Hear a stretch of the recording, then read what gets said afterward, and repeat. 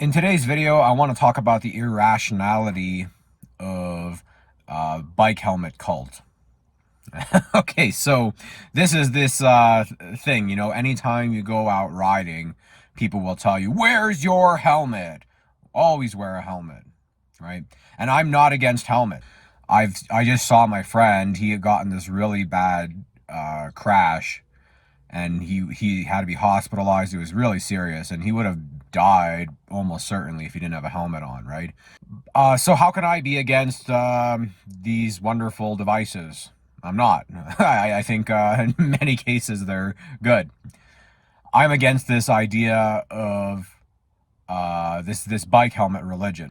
Right now, I'm in a parked car wearing a seatbelt. Okay, most people would say I'm retarded. What does it matter if I'm moving or not? Another car can still hit me. So there's actually like very logical reason to wear a seatbelt in a parked car.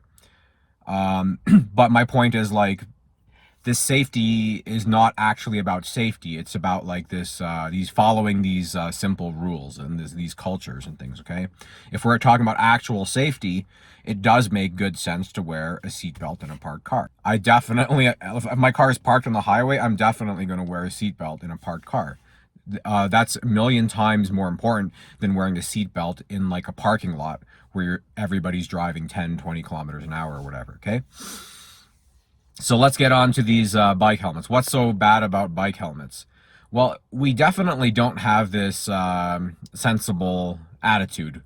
And the sensible attitude is you should wear a helmet when there's a good risk of hitting your head, and you should not wear a helmet when there isn't. Okay, that's the sensible attitude. And you can see like these really famous channels like Berm Peak. These are like big mountain bike channels, and he has this whole thing about how you can never ride safely without a helmet, right? He used to believe this exact argument. He used to believe you can just wear a helmet when you're doing dangerous stuff. But then he had an experience which changed his life. And if you watch the video, I mean, I linked it in the description.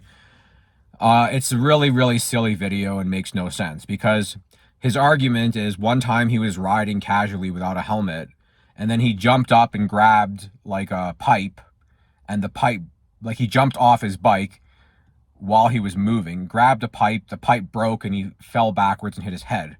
And I'm like, well, that's not casual riding. Like, he wasn't just like going in a safe, controlled speed along the bike path. He was doing something really risky where there's a high chance of hitting your head, right? He probably should be wearing a helmet if he's doing a stunt like that, especially without even checking if the bar is like secure before doing it, right? So the internet's flooded, reality's flooded with all these "you must always wear a helmet" arguments, and I want to really dispel a lot of that. Okay, I do extreme sports. I've been doing it for 20 years. I've never broken a bone in my life. I've never got stitches. I've never got a surgery from doing extreme sports. Well, is it because I just really suck? No, I used to be a famous athlete back in 2009. I had, I think, probably one of the second highest viewed trials videos in the world. So, yeah, I definitely am not someone who doesn't try or give effort into these things, right?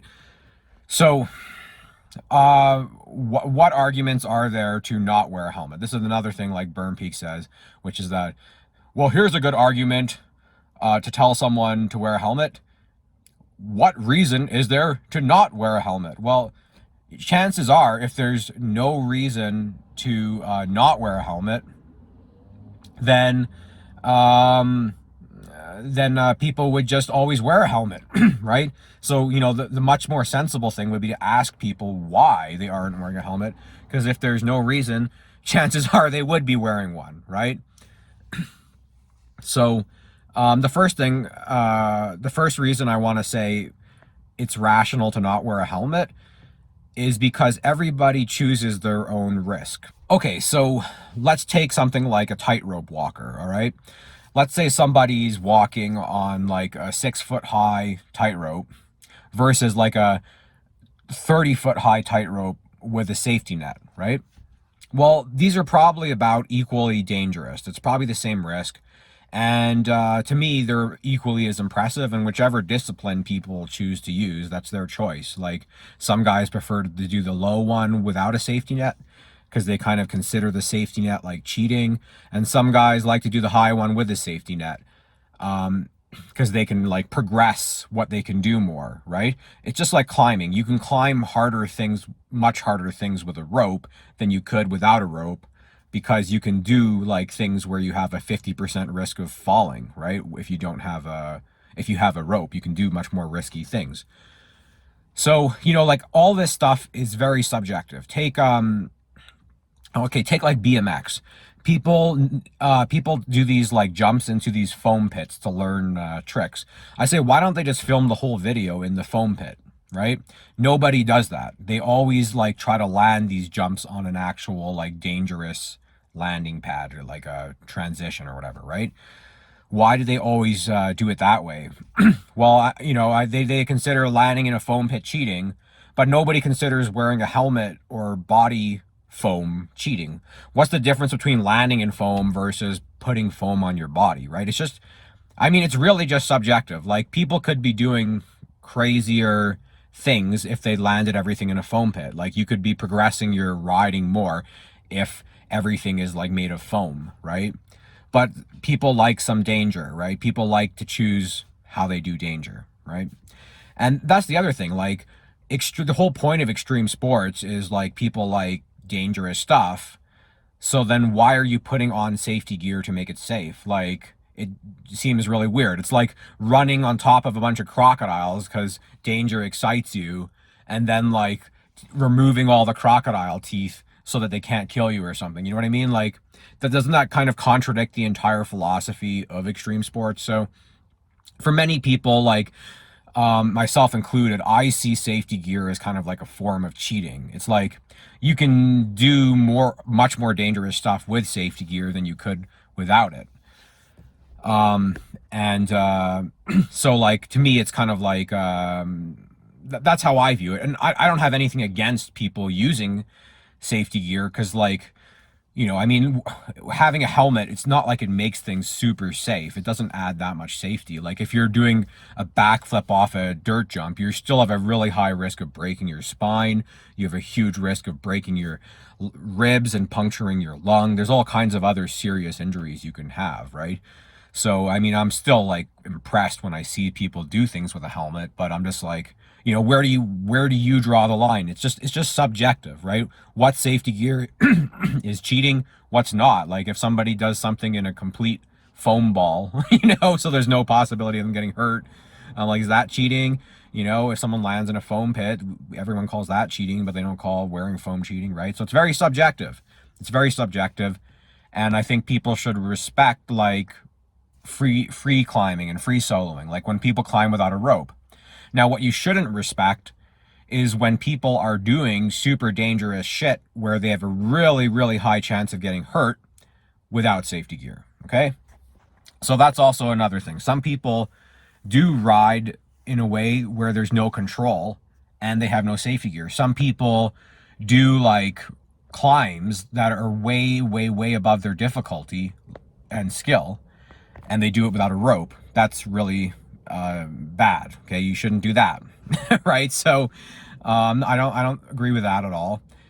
And the other thing is a lot of the times, like people when they get safety gear, they just do more dangerous stuff. So the risk is exactly the same, and that's often how it is. Like people tell me they feel naked without a helmet, so they wouldn't even try a lot of these things without a helmet. And I'm like, well, there you go. Your overall safety is probably the same. Like you wouldn't be doing nothing without a helmet. You'd still be doing some things for sure, but you wouldn't be doing as extreme stuff. So, people do more extreme stuff the more safety gear they get. So the overall risk of severe injury ends up being about the same in many cases.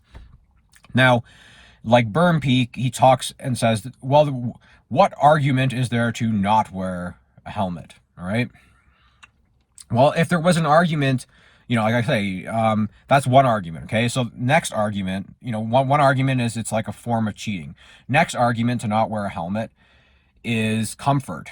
Okay. Helmets make my head itchy. So if I'm out there riding competitively, then a helmet I'll wear a lot of the times, right?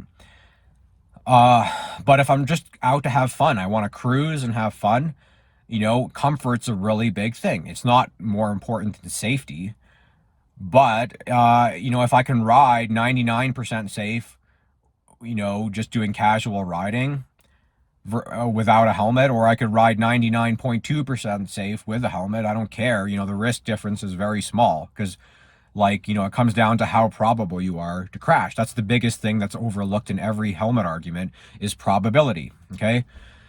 Now, you can go running on ice and nobody wears a helmet.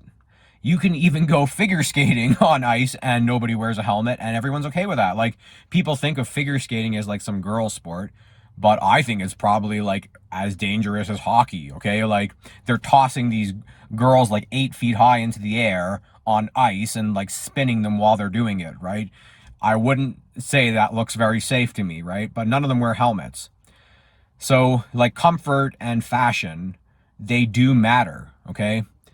And like in Australia, they have a law where everyone has to wear helmets, but nobody bikes. It's crazy. Like, it's perfect weather, beautiful day, and like not one person's out biking. I'm in like Wollongong, and this is during like their summer too. It's ideal weather. I see like 2 people biking on a perfect day, and same in Melbourne. There's like no bikers, and like the 2 guys who are biking are like not wearing a helmet too. So like, the reality is people should just stop lying and saying like fashion doesn't matter. People really care a lot about how they look. There's this whole beach cruiser culture and stuff. And I think like, it would be pretty ridiculous if these people were wearing helmets. Like, they're going like 15 kilometers an hour on like a bike path, and there's like no cars there. It's really just not that dangerous. There's a lot of ways to ride a bike safely. And that's what's so annoying. Cause like, we have this thing where it's impossible to ride a bike safely. I'm like, there's no way you can tell me riding a bike in a controlled, attentive manner on like a wide bike path with like grass to the side of it is higher risk than jogging on ice. There's no way you can possibly tell me that's higher risk than figure skating. Okay. In terms of a head injury. And like, we allow both these things without helmets. So why don't figure skaters wear helmets, right?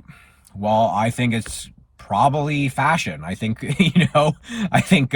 how they look is pretty important. They put on all this effort to like wear all this like fancy clothing and all this stuff. So, I'm pretty sure looks is the main reason why. So that argument definitely holds weight with a lot of people. How you look and how comfortable you feel matter. Okay. So, it really comes down to probability. There's a point where something just isn't that dangerous that it warrants safety gear. Nobody wears a safety gear in like a kitchen, even though the floor is greasy and you have a good chance of hitting your head, right? The risk just isn't high enough for people that they're willing to take some risk. That's how life is. Nothing is ever perfectly safe. Walking down the street, you could trip and hit your head, right?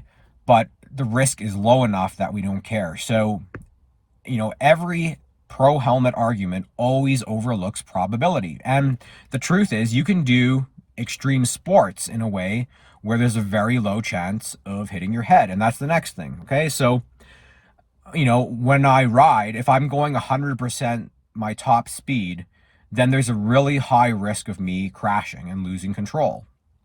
If I'm going 80% my top speed, it's a really, really, really low risk that I'm going to crash. I would be just shocked beyond belief if I crashed going 80% my top speed. And if I'm going 70% my top speed, it's like, to me, I feel just as in control as when I'm walking down the street, right?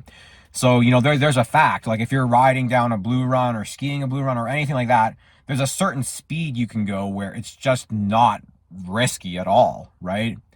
And I just like to ride like that. I like to do that most of the time. Okay. I like being in control. And to me, like I'm not being competitive. You don't always have to be doing things competitively. Sometimes I do things for fun. And when I'm trying to have fun, I don't like to be going at 100% speed. And the fact is, even if you have safety gear, going at 100% speed isn't safe. You know, even if you have safety gear, doing a backflip is not safe. It's a really dangerous thing to do. And nobody ever says, don't do that dangerous thing, right? Like my friend, he went off this big jump in the ice and he smacked his head super hard on the concrete and split his helmet in half. His helmet definitely saved his head, right? And I've had this happen many times. I've seen many people's lives get saved by helmets. But the other thing is, like, in these cases, why don't people ever talk about the fact that they're doing something really stupid to begin with? I told him like 20 times, you're going to die if you hit this jump. It's way too big. You're going way too fast. And then he crashes, right? So, a lot of it is about just having sensible judgment. And I think that's another thing I really don't like. We have this thing where it's like people just can't have any assessment about their own risk, which is not true. Like I said, I've been doing extreme sports 20 years. I have probably have the cleanest safety record of any like athlete out there. Okay. I've never broke a single bone, never got a surgery, never got stitches once. Okay. So clearly having good judgment matters a lot, saying, is this thing above my ability level, right? Some things are just never safe. Like there's certain things you just can't do safely, right? And I kind of develop my style in a way so that I can avoid those things. Okay, and another thing is like a lot of the reason some people would choose not to wear a helmet, myself included, a lot of the times is because of conformity and this helmet like cult. You know what I mean? Like I don't like this I don't like all this irrationality. So I would maybe go out, I would be biased. Like I'd be more likely to not wear a helmet, even when there is like some mild to moderate risk, just because I'm like irritated by all this like conformist mindset and helmet religion, right? I see it as like a form of tyranny, right? I remember when I was in Australia, I would always ride everywhere without a helmet because of this law. They legally mandate you to wear a helmet, so I would always go out of my way to never wear one. And and then I'd go to like all the schools and I'd do like all these tricks and tell the kids like rebel against authority, right? Good times, and they appreciated it. So that's the next thing, right? Like it's become kind of this like symbol of tyranny. So like I always wear like bike gloves and other safety gear, but I'm like reluctant to wear a helmet just because of all the conformity. So and I want to prove to you that it's a cult, and I can do that quite easily. Just send this video to like anybody and they're going to dismiss everything I say. Like every single argument I say, it's just going to go in one ear and out the other. They're going to be like, wearing a seatbelt in a car that's parked is stupid. Figure skating on ice is perfectly safe. You don't need a helmet. There's no such thing as riding a bike in a safe, controlled fashion. All riding is unbelievably dangerous no matter what, under any circumstance, right? It doesn't matter how high your seat is. It doesn't matter how good your brakes are. Like, that's another thing too. Like, people act like all bikes are road bikes, but like a mountain bike has like 7,000 times the control of a road bike. Yeah, and that's the bottom line is let people assess their own safety. This is how you create freedom. When you have all these stupid like mandates and laws, it just makes people more and more reliant on the government for their safety, and then they think less and less, and they make stupider and stupider decisions. So, at some point, people just have to be actually thinking, is what they're doing dangerous? Like, how much control do I really have doing what I'm doing? You have to really be actually thinking about these things and learning some physics and learning some human anatomy and this kind of stuff, right? And, I think getting rid of these safety cults is the best way to do that. People should actually be questioning, is doing this double backflip safe, Just because I put a helmet on doesn't necessarily mean this like double backflip is perfectly safe, right? Like this is something I think people need to be doing much more. What's going on with bike helmets is very similar to COVID lockdowns and COVID tyranny. Think about it. And this is how this stuff kind of starts, right? So it's not as extreme, but it can get really out of hand. And yeah, that's how it is. So what do you think? Does this like helmet religion annoy you a lot? Because like every time I go riding,